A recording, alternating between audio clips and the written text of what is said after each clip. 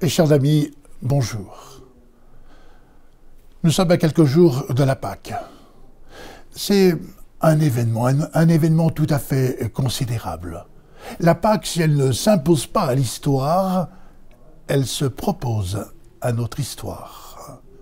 Et elle se propose comment? Elle se propose à travers précisément ce passage. Ce passage de quitter ce qui est un peu mort pour entrer pleinement dans la vie.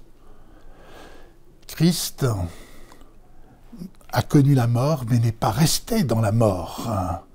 Et il nous invite au cœur de sa résurrection à découvrir combien elle est le déjà là de notre propre résurrection. Tout passage, finalement, est signe d'un infini, de cet infini qui vient briser nos finitudes. Quelle chance, finalement, de pouvoir croire, pouvoir s'inscrire dans cette perspective de vie. Que de servitude.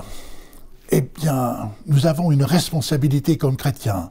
Nous avons, au nom de cette résurrection, à voir comment nous pouvons ouvrir ce qui est fermé, comment nous pouvons assouplir aussi ce qui est raidi.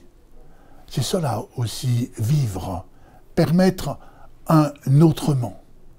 Quitter les servitudes, et nous savons que nos grands frères dans la foi, nos frères aînés dans la foi, ils ont grommelé à l'égard de Moïse, qui voulait précisément les faire sortir de cette terre où ils étaient des esclaves, puis ils s'étaient habitués.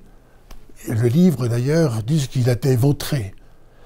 Et Moïse va leur donner le goût, précisément, de cette liberté. Et à cette liberté, nous sommes appelés les uns et les autres à la partager.